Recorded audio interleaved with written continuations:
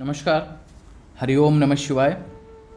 आज मैं बात करूंगा इस कंठी माला के विषय में। ये क्या है, इसको पहनने से क्या लाभ हैं और इसको पहनने के नियम क्या हैं, क्योंकि उनका जानना हमारे लिए बहुत आवश्यक है। हम देखा देखी में इसे धारण कर लेते हैं, लेकिन इसको धारण करने के बाद अगर हम इनके नियमों का पालन नहीं करते तो वह अपराध बन जाते हैं, पाप बन जाते हैं। तो आइए प्रारंभ करते हैं इस कंठी के विषय में।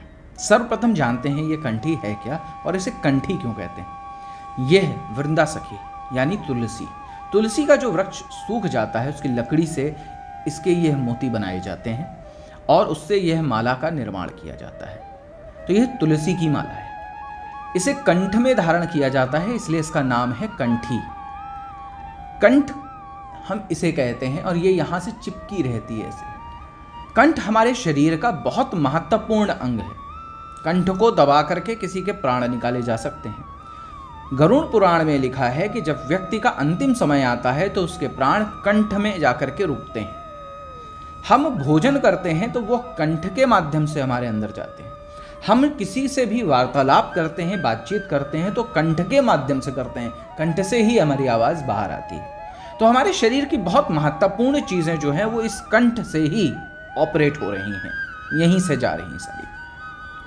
तो इसलिए हमने यहाँ पर भगवान श्री हरि की सबसे प्रिय चीज तुलसी, सबसे प्रिय, बिना तुलसी वो कुछ भी ग्रहण नहीं करते इन संसार में, उसे हम अपने कंठ में धारण करते हैं। जब भी हम भगवान श्री हरि विष्णु को, श्री कृष्ण को, ठाकुर जी को, किसी भी स्वरूप को जब हम भोग इत्यादि लगाते हैं, जब भी हम उन्हें कुछ समर्पित करते हैं तो सदैव हम उसमें तुलसी रखते हैं। तो हमने तुलसी धारण करी, इसका अर्थ है कि हमने अपने आप को आपको समर्पित कर दिया। और वो हमें कब स्वीकार करेंगे? जब तुलसी होगी। इसलिए हमने तुलसी अपने कंठ में धारण कर रखी है। तुलसी धारण करने के बाद आप एक आध्यात्मिक ऊर्जा से परिपूर्ण हो जाते हैं, क्योंकि जिसे अपने अंदर आध्यात्मिक गुणवत्ता को बढ़ाना है वही इस कंठी को धारण करता है, अन्यथा नहीं करता। अब इस कंठी को धारण करने के नियम हैं। उन नियमों का पालन किए बिना यदि आप कंठी धारण करते हैं तो बहुत बड़ा अपराध लगता है, पाप लगता है, और इन नियमों का पालन अवश्य करना चाहिए। सर्वप्रथम किसी भी प्रकार के मादक वस्तु का प्रयोग नहीं कर सकते आप। शराब, सिगरेट, तंबाकू इत्यादि का प्रयोग कंठी धारण करने के बाद अपराध में माना जाता है। तो आपको किसी भी प्रकार का नशा प्रयोग नहीं करना, उसमें चाय और कॉफी भी आती है। इसके बाद आपको मांसाहार से तो बिल्कुल दूरी बना लेनी है, भूल जाना इस नाम की भी कोई चीज होती है। और प्याज लहसुन का भी सेवन नहीं करना है। आपको कंप्लीटली शुद्ध भोजन, जो भगवान को आप अर्पित कर सकते हैं, वही भोजन ग्रहण करना है। यानी जो भोग लग सकता है वही ग्रहण करना है, क्योंकि आपके कंठ के माध्यम से जो भोजन अंदर जा रहा है वो भगवान को भोग लगता हुआ चला जा रहा है। किसी भी गैर पुरुष या स्त्री से आपको संबंध नहीं बनाने हैं, यानी अवैध संबंध स्थापित नहीं करने हैं। यह भी एक अपराध की श्रेणी में आता है। किसी को अपशब्द नहीं बोलने हैं, कोई दूषित वाक्य आपके मुख से नहीं निकलना चाहिए, किसी के लिए श्राप इत्यादि नहीं निकलना चाहिए, क्योंकि कंठ में कंठी धारण करने के बाद आपका हर एक शब्द महत्वपूर्ण हो जाता है। आपका हर एक शब्द में ऊर्जा आ जाती है। तो आपको इस बात का भी ध्यान रखना है। कंठी धारण करने के लिए किसी गुरु की आवश्यकता नहीं होती है। बहुत सारे लोगों को ऐसा लगता है कि जब तक हम दीक्षा नहीं प्राप्त कर लेते, हम किसी को अपना गुरु नहीं बना लेते, हम कंठी धारण नहीं कर सकते। लेकिन ऐसा नहीं है। जो लोग दीक्षित होते हैं, जिन्होंने दीक्षा ले ली और गुरु के माध्यम से कंठी को धारण किया है, वे लोग 2 से अधिक चक्कर की कंठी को धारण करते हैं, 3 चक्कर की या उससे अधिक चक्कर की, जैसे कि मैंने धारण की हुई है। जिन लोगों ने दीक्षा ग्रहण नहीं करी है वो 2 चक्कर की कंठी धारण कर सकते हैं, उससे अधिक की चक्कर की घंटी, ये जो कंठी है, इसे धारण नहीं कर सकते। अब इसको धारण करने के लाभ क्या हैं? पद्म पुराण में व्यास जी बोल रहे हैं कि कंठी धारण करने के पश्चात जब व्यक्ति स्नान करता है तो उसे सभी तीर्थों के जल से स्नान करने का फल प्राप्त होता है। आप सोचिए कितना महान है इस कंठी को धारण करना, कि आप कहीं भी स्नान कर रहे हैं, आप किसी भी शहर, देश विदेश में बैठे हुए हैं, लेकिन आप जब स्नान कर रहे हैं तो आपको सभी तीर्थों के जल का लाभ प्राप्त हो रहा है आपको। जब भी आप भोजन कर रहे हैं तो वह भोजन प्रसाद स्वरूप हो रहा है। बहुत बार आप बाहर होते हैं, होटल में होते हैं, जहाँ पर आपको भगवान की श्री मूर्ति नहीं मिलती है और आप उसे भोग अर्पित करे बिना भोजन करना पड़ रहा है, मजबूरी है आपकी, तो आपके कंठ में धारण की हुई यह तुलसी माला को आप भोग स्पर्श करा के ग्रहण कर सकते हैं। भूल गए आप किसी कारणवश, आपने भोग नहीं लगाया, ऐसे ही ग्रहण कर लिया जल्दबाजी में, तो भगवान को स्वयं भोग लगता चला जा रहा है, क्योंकि कंठी धारण करने के बाद पश्चात आपको बिना भगवान को भोग लगाए भोजन ग्रहण नहीं करना चाहिए।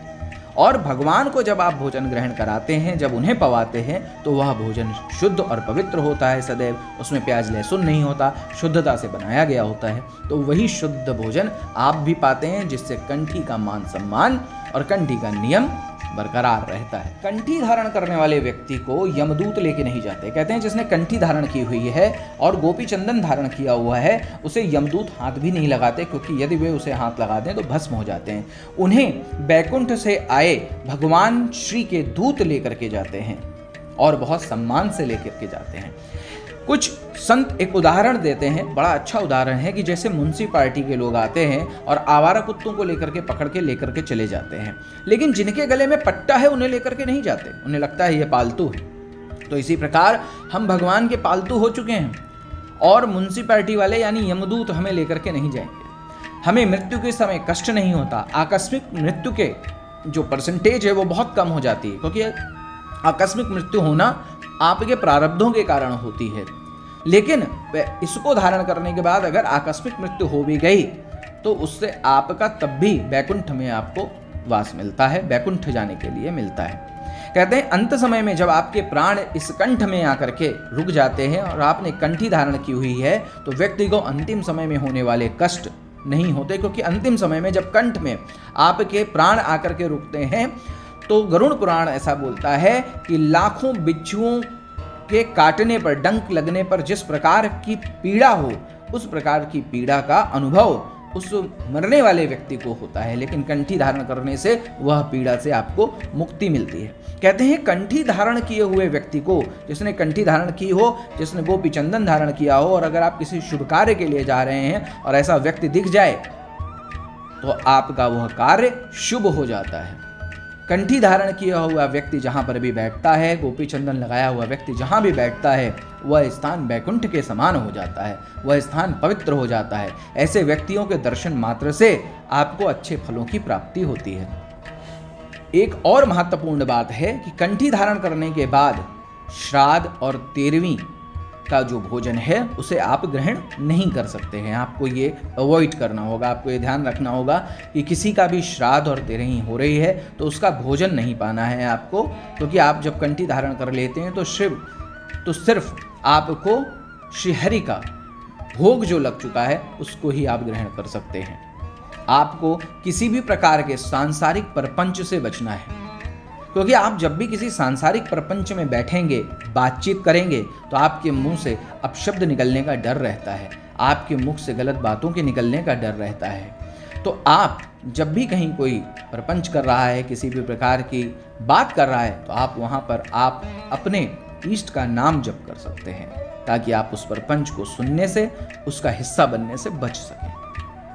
कंठी की जो मर्यादा है उसे सदैव रखना चाहिए। जैसे पुलिस की वर्दी की मर्यादा होती है, पुलिस की वर्दी में जब भी कोई व्यक्ति वर्दी धारण किए हुए, पहने हुए और कोई गलत काम कर देता है, लोग बोलते हैं देखो पुलिस की वर्दी में और ऐसा काम कर रहा है, पुलिस होकर के ऐसा काम कर रहा है। इसी तरह जब आपने कंठी धारण की हुई है, गोपी चंदन धारण किया हुआ है, तो कोई भी ऐसा कृत्य न करें कि लोग आपकी तरफ उंगली उठा करके आपको बोलें कि देखो बना तो पंडित है, देखो पहन तो कंठी रखी है, गोपी चंदन धारण कर रखा है और कृत्य इस प्रकार के कर रहा है। अगर आप उसकी मर्यादा को नहीं रखते हैं तो ये महापाप कहा गया है, महाअपराध कहा गया है, और वहाँ पर इस कंठी की जो ऊर्जा है वो शून्य हो जाती है।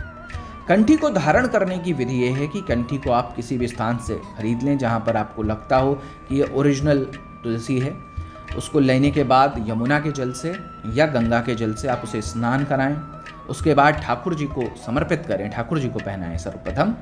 उसके बाद उसमें धूप दिखा करके, दीपक इत्यादि प्रज्वलित करके ठाकुर जी के नाम को याद करके उसे कंठ में धारण कर लें। बहुत उत्तम रहेगा कि आप इसे एकादशी, पूर्णिमा इत्यादि में धारण करें तो बहुत ही शुभ रहता है। तो यह था आज का चर्चा का विषय, कंठी माला के विषय में। जितना भी ज्ञान मुझे मेरे गुरुजनों से मिला है वो मैंने आप तक पहुंचाने का प्रयास किया है, और मैं चाहता हूं आप भी इस कंठी को धारण करें ताकि आप सांसारिक प्रपंच, पाप और अपराधों से बच जाएं और हरि नाम सदैव आपके हृदय में उतरता रहे, और नाम जप सदैव करते रहें, क्योंकि अंत समय में सिर्फ नाम जप काम आना है। हरि ओम नमः शिवाय।